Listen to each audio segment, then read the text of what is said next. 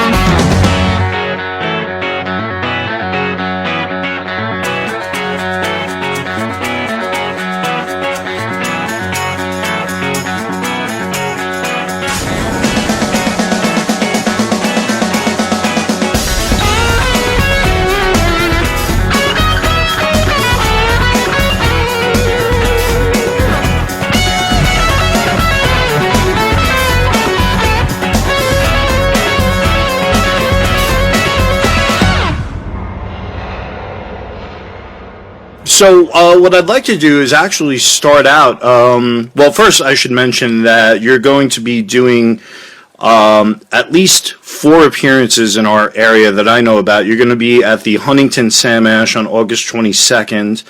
You're going to be at the Queens Sam Ash on Queens Boulevard August 23rd. You're going to be in Edison, New Jersey Sam Ash on August 24th. And then I happen to notice that you have a performance at the Bolton Center in Bayshore on October 13th. So lots of opportunities for people to get out and see you and even meet you. Bolton Center is a great venue for really any kind of music, but it should be particularly good for what you do. But I was hoping to just start by talking about Epiphone guitars for a minute. I'm a guitar player myself, obviously, and a little bit of a guitar nerd. I've always been a huge fan of Epiphone guitars, more so than even Gibson guitars. I don't know if it's because I'm just a huge Beatles fan, so I always associated Epiphone with John Lennon, with the Casino and everything. But I love guitars, Epiphone guitars in particular. And I was hoping you could tell us a little bit about your limited edition custom outfit. Well, it's really great. It's something that Jim Rosenberg and I had been speaking about for about 3 or so years about putting it out based on the success of the Gibson custom version. I was really excited about doing the Epiphone model because it's able to get that guitar into the hands of more, should I say, working class, without that being disparaging, just in a more affordable price point for people. The Gibson Custom is one that, streets for somewhere around $6,400 or something. That's pretty expensive by anybody's standards. And but getting this Epiphone piece on the street for $1,000 or $999, whatever it's on the street for, is fantastic. And I proved the prototypes, and we went back and forth a few times. And frankly, I know how much goes into constructing this guitar. I mean, according to, for example, Gibson Custom, it's one of the most difficult guitars they have to build because of the fact that it's multi-ply binding on 4 Florentine cutaways. So you got to miter all those multi-ply bindings. It's not an easy thing to do. And the carvings and the fact that it's hollow and all that other stuff. So how Epiphone is able to get that guitar off the street for that money is really amazing. And it's great quality.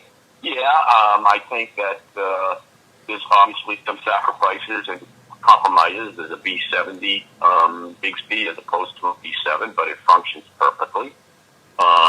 There's still ebony wood on the fingerboard. It's not rich light or it's not some kind of composite. It's ebony. All the woods are real.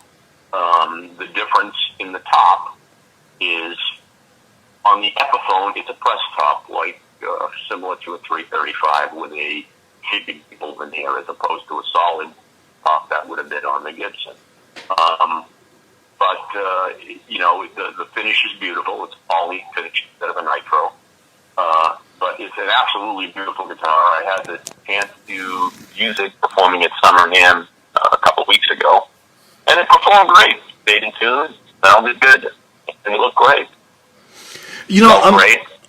I'm interested in hearing you talk a little bit about not just how you got involved in working with Epiphone on these upcoming events and obviously on the guitar, but how it fits into the bigger picture of you as somebody who's been working in the industry for a long time and finding new and interesting ways to reach an audience.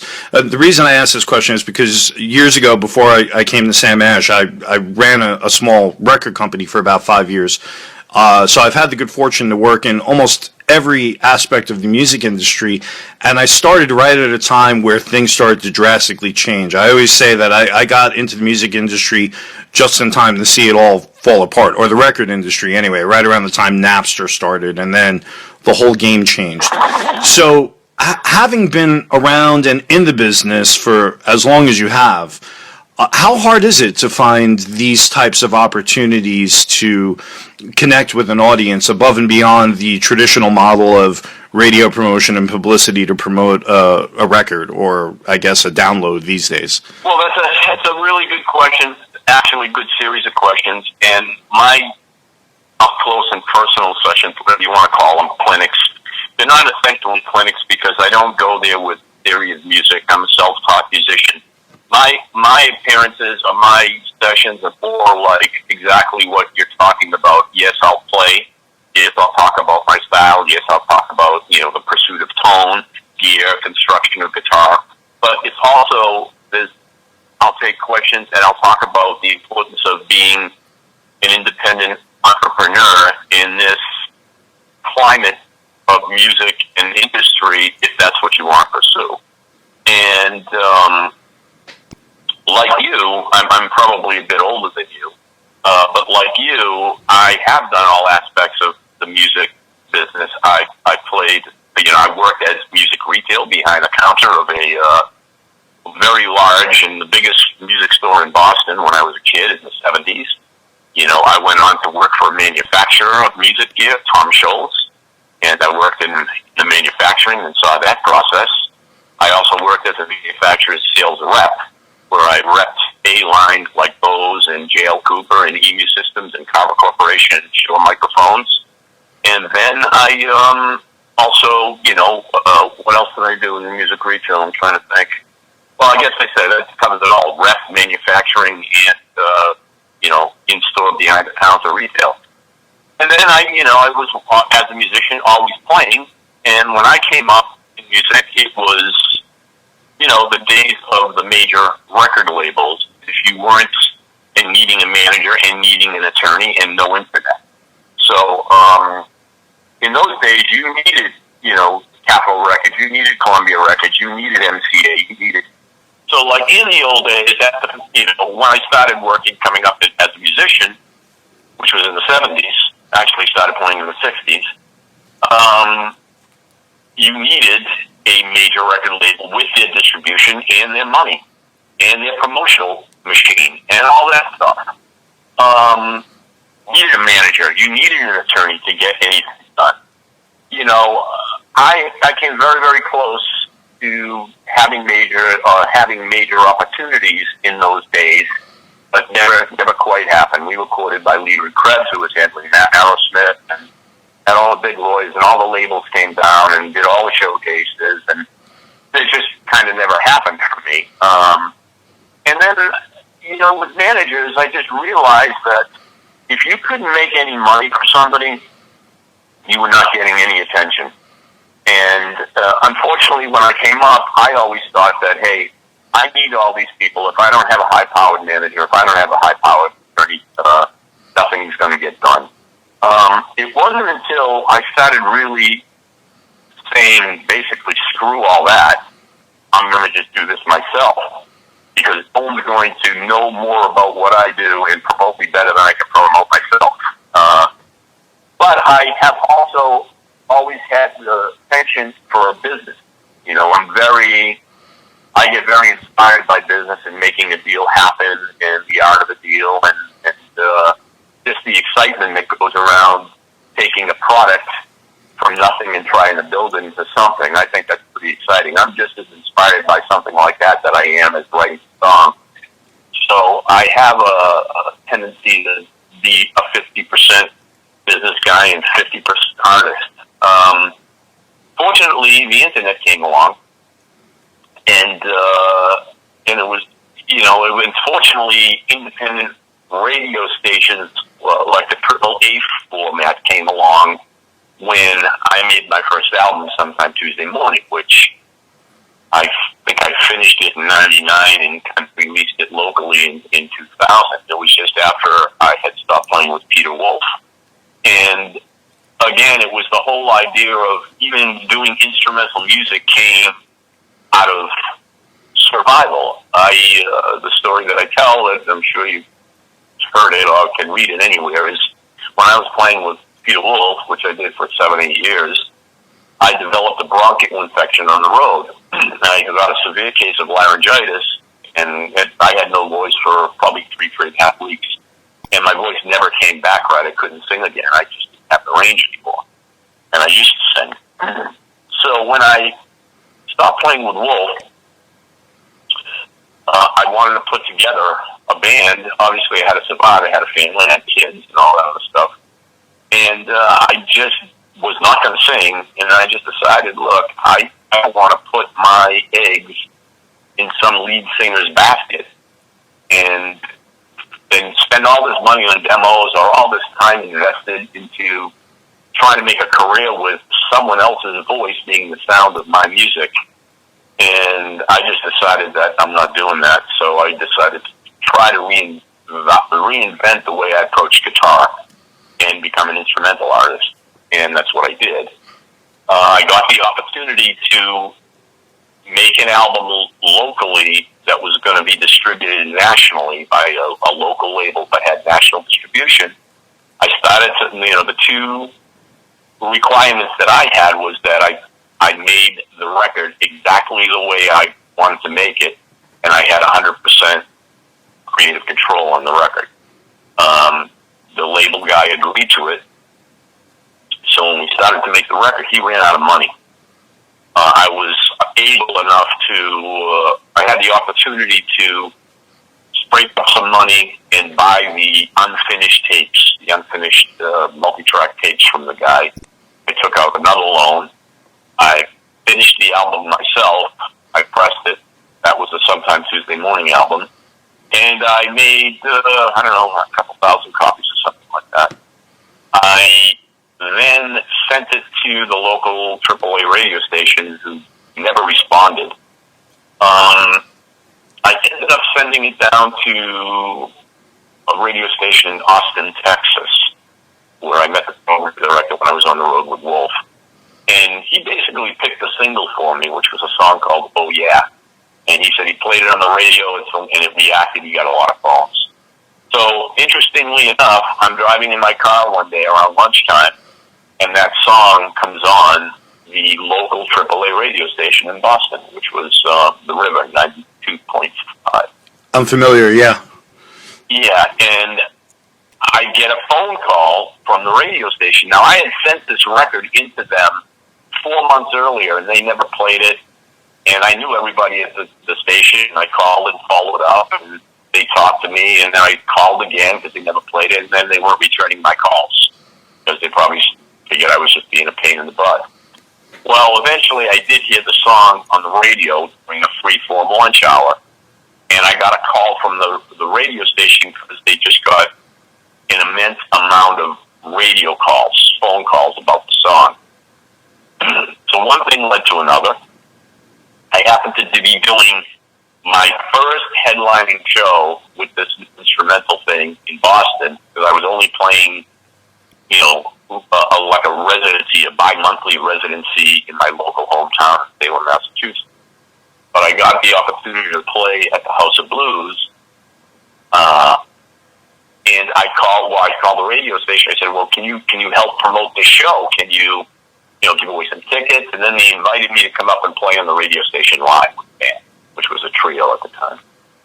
And we went up there, and the phones were off the hook. The show ended up selling out. And then I convinced them to add the song to the rotation, which was kind of unheard of because it was a local record with no distribution. It was, I was selfish. I started my own label, and I was promoting it myself, packaging everything myself. And, well, one thing led to another. A friend of mine that used to work for Polygram Records, who was very instrumental in helping Mike Dries, the president of Newbury Comics, when he had his only one store in Saugus, Massachusetts. He's the only guy that took a shot on Mike, and obviously you know about the Newbury Comics chain. It's very, very successful independent record store. Probably one of the most successful in the country. I think he's got about 25 locations now, maybe even more. But at the time, this guy brought me into Mike and said, hey, Johnny's got a song that's reacting on the radio, but we've got no place to sell it. Can you help? So returning the favor, Mike gave me a listening post position, and I'm sure you're aware what that is, being in the record business. He gave me a listening post position in all 21 of his stores for 3 months for free. Wow. Which, labels were paying $1,500 a month for one location. Oh, yeah. Like that. I was in 20 plus locations for free for 3 months while the record was getting maximum airplay. So the record ended up being the most successful independent album that in Newbury Comics consignment history. I sold 2,000 out of that store. The news kind of spreads about the song reacting in Boston.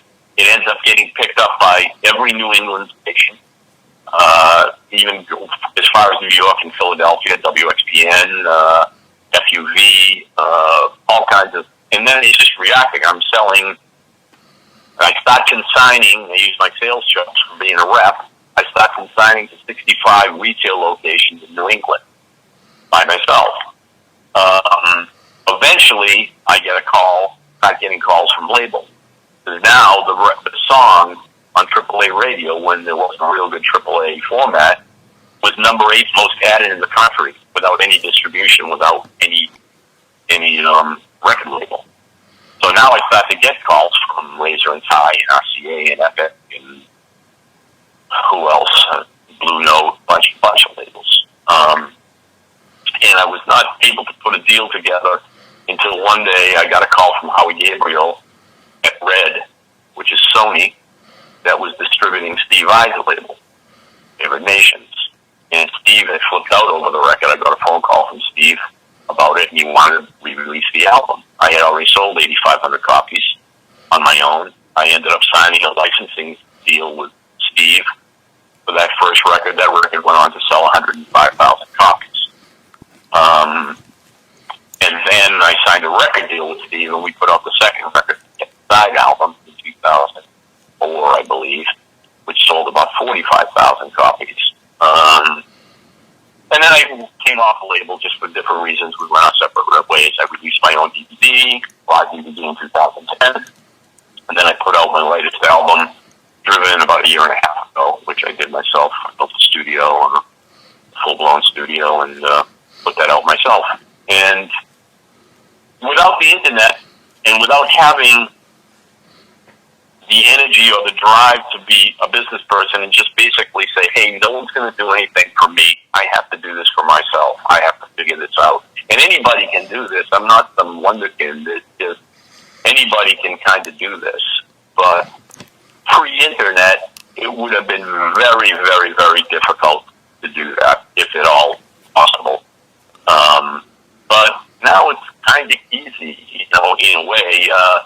The rub now is that it is so easy to, make a noise on social media, and it is so easy to make a quality record if you got $5,000 because you can buy all kinds of great gear from whatever it is, a Pro Tools rig, Apogee, any of this stuff that you can make a great home recording. Now it's so flooded the other way, it's kind of hard to make a noise because everybody's doing it. Some people with talent, some people with no talent. But, I just think the importance of being independent and not depending on anybody else for one's success, I think that's kind of the key, because if you start to get successful, people will come around. As soon as you can make money for somebody, they'll come around. Yeah, I have so many thoughts on everything you just said. As it turns out, the label that I used to be the label manager for was Koch Records, and most of the artists... they were interested in me for a minute. I know, and most of the records that I had on my division of the label were being worked to AAA radio, so we were working with the Smithereens, Amy Rigby, Greg Trooper, a lot of singer-songwriters, a lot of older rock bands who had been around a while. And I remember when we were... What year were you talking? Yeah, I was there from 1996 until about 2003. Okay, so you were aware of my single and what it did. Oh, yeah, absolutely. As a matter of fact, I think we probably spoke in those days as well. The problem was that Koch isn't around anymore. It's E1 Entertainment, I think, now. The problem was that we had almost no resources for that division of the label because the hip-hop division ended up making so much money that the AAA division that I was kind of running just sort of, we always broke even. It didn't cost very much to make those records. Half the time, the record would be finished already, and we would just pick it up, as was the case with the Smithereens. And then it was a matter of work. What happened with me with Vai? My record was finished, and he just licensed it. Yeah. It was done. And then it's a matter of working it to AAA radio, which was confusing as hell because there were 3 different charts. There was the non-com, the commercial, and then the combined chart. And trying to figure out which chart meant anything, depending on who the artist was a pain in the ass, because for an artist like Steve Forbert, who we worked with, the non-com stations are the ones you cared about. Whereas with a group like the Smithereens or, somebody like Carole King, who we worked with, you wanted the non-com didn't mean anything to them. Right, you wanted WXRT in Chicago. You wanted KFOG in San Francisco. You wanted all those stations. And those stations... Kink and the Mountain and XPN. And exactly. Those are the only stations, you bring that up, those are really the only stations that made an impact for me.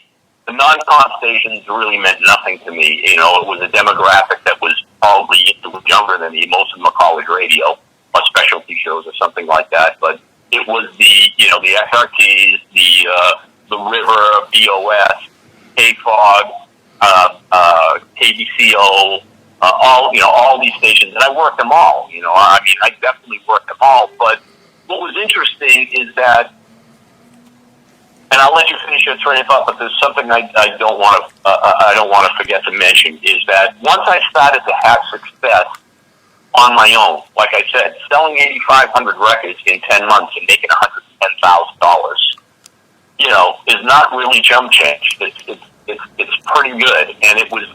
Sure, it was a lot of work to do it, but I was my own boss, and it was like, I can't believe this. I just ran $110,000 in 10 months. It was more money than I ever paid. Stupid fucker. So when I started to get calls from labels, I got a call from this one independent label, which will be nameless because it's but it was a fairly big independent, and the president called me and invited me down to lunch in Manhattan to have at some Shishi Bistro. So we're eating lunch, and he's asking me questions about the record and the promotion. And he says, well, who does your radio campaign? I said, I do it. He says, well, you got to be paying somebody. I said, no, there's nobody. I'm the only one of the team. You're looking at the entire record label right now across from lunch. I do everything. I box the records up. I send them to the stores. I follow up the sales. I call radio stations. I do everything. I do the interviews. I set up the interviews. I do the press. I don't have an attorney. Well, I did have an attorney. I just a friend of mine. He said, well, at the end of lunch, he said, I'm prepared to, me and my partner are prepared to offer you a record. We offered up the record. I said, oh, that's good news. That's great. And so we're walking by, and at the time, I had only sold, at that point, I think 4,000 albums. I hadn't even got to 8,500, but I think about 4,000, 4,200. And so we're walking by back to the office. He's going to prepare a deal memo or something like that. And I remember him pressing the elevator button. I said, so how many units do you think you could move? I asked him, how many pieces do you think you could move? And he says to me, oh, I'd be ecstatic if I would, I think we have no problem moving 10,000 copies. This is what he said. I already sold 4,200. Yeah. And I said, sorry, I won't mention his name. I said, no disrespect. I said, but I don't need you to move 10,000 copies. I can sell 10,000 copies of my own. Right. I said, I need you to move 100,000 copies. I said, if you don't think you can move 100,000 copies, thanks for the lunch. But, not that crass. But I basically said, I did say to him, I don't need you to move 10,000 copies. I can move 10,000 on my own. Yeah. I said, I need you to move 100,000 copies. Yeah. And that was it. No deal memo, no nothing. Well, in a way, I understand why he was asking the questions about who you were hiring as a radio promoter and whatnot. First of all, it's not many artists who have the ability to do the whole job the way that you do it. You're a rare animal in this industry.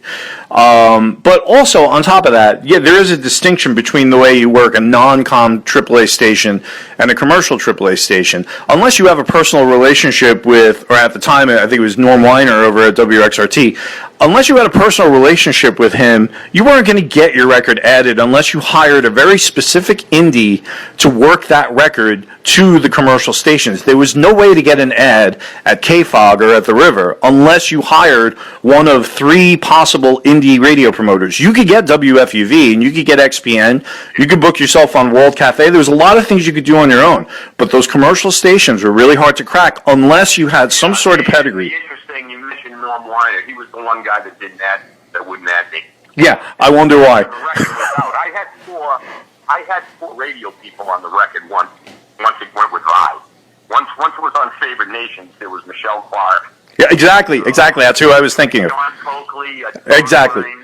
There was Dave Morrell, who was the inside guy at Red, and then there was not Brad Hunt, but some guy in Seattle or Portland or something like that. You just mentioned all the people that I used to hire for every record. That's so funny. Yeah.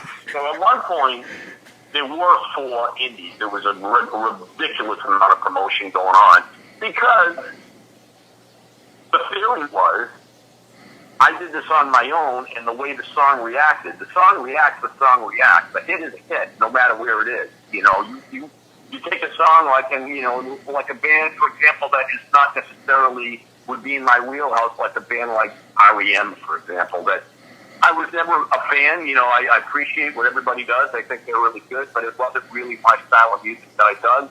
But when they came out with that song, Losing My Religion, or Orange Crush, or whatever the name of that song was, it's just an undeniable hit, you know, and even for a guy like me that wasn't really a fan of their style, it was a hit song, and hit songs just react, whether you put them out in Bulgaria, or you put them out in Boston, Massachusetts. So, you know, to be fair, basically, Favored Nations and the record label and Sony, the distributor at Red, just basically took my model, which was how I did things, and got the song in front of the PDs, and threw some money at it, and it just reacted. I mean, money's not going to make something react or make something a hit. It'll give it the opportunity, but it's still the people that speak. It's not the dollars that speak. I mean, you can have a turntable hit, but if it doesn't turn into dollars and cents at retail, it's not really a hit.